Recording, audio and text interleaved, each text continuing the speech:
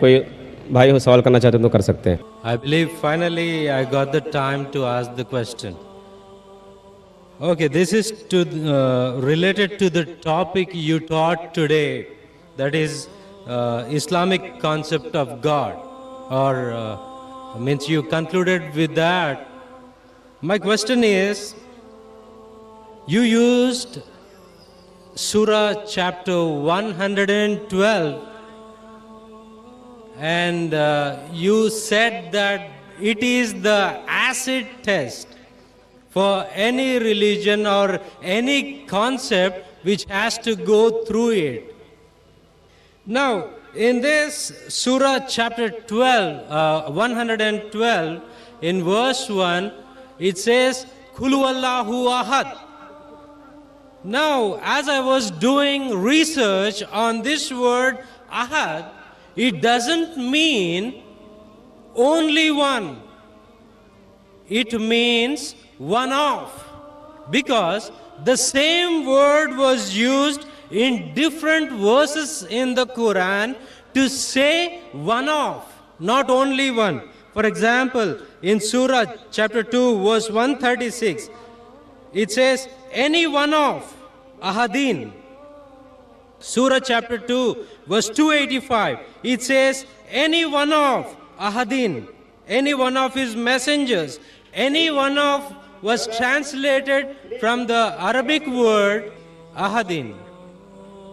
Yeah, my question is that it is a deliberate mistranslation. And second question is, Brother, one question at a time because time is limited. Please may I know your name? Peter.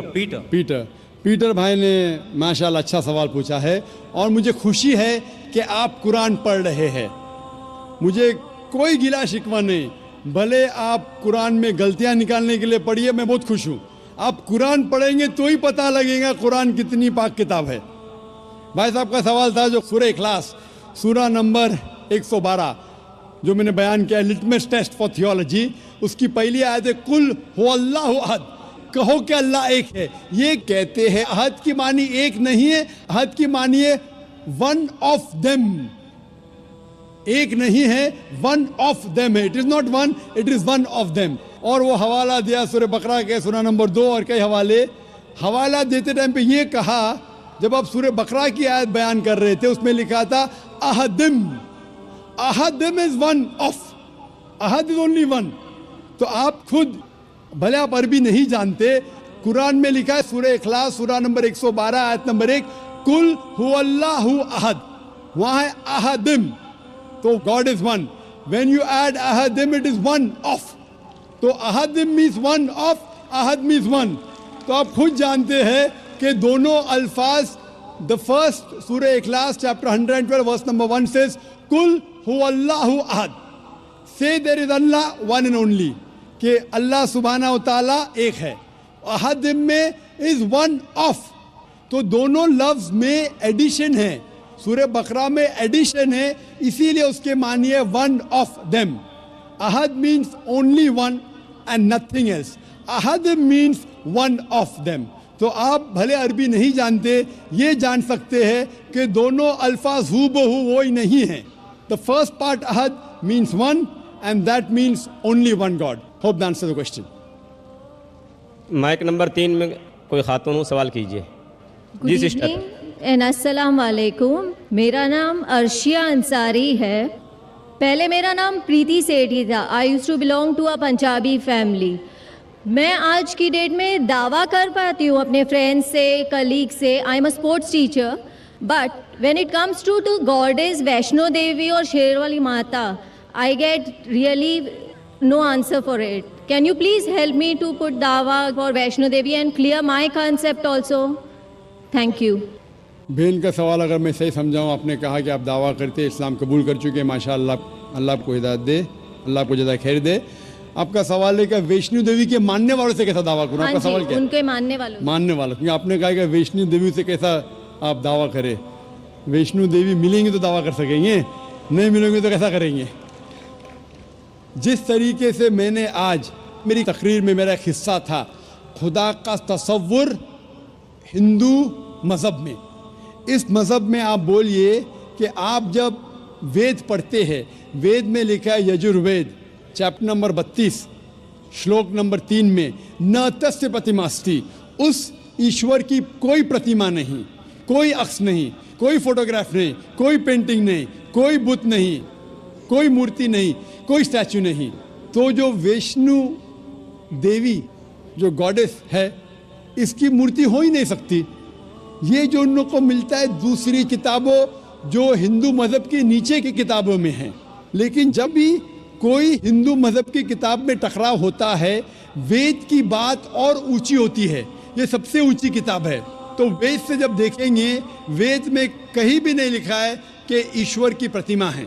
Hindu मज़हब में दो किस्म की किताब है, एक है श्रुति, दूसरी है स्मृति। श्रुति मतलब वो किताब जो ईश्वर की तरफ से आई हुई, स्मृति मतलब वो किताब जो इंसानों ने लिखी है। तो इंसानों की किताब में मिलावट हो चुकी है और इसमें कई चीज़ें हैं जो श्रुति के खिलाफ है। तो आप जब मुताला करेंगे, उनसे ये कहिए कि ये श्रुति में नहीं लिखा है। श्रुति मतलब वेद और उपनिषद। जब आप हवाला देंगे, जिस तरीके से मैं तकरीर में दिया हूँ, उस तरीके से इंशाअल्लाह आप अपने दोस्तों को ये दावत दे सकेंगे कि ईश्वर की कोई प्रतिमा नहीं, कोई अक्ष नहीं, कोई मूर्ति नहीं, कोई बुत नहीं। Hope the answer the question. कोई प्रतिमा नहीं है, वहाँ पत्थर है। अगर वैष्णो देवी मंदिर जाएंगे, वहाँ कोई प्रतिमा नहीं है, वहाँ पत्थर है जिसकी पूजा की जाती है। प्रतिमा जब मैं कहता हूँ अक्ष, चाहे पत्थर भी वो प्रतिमा में आ जाता है। पत्थर को पूजना हराम है।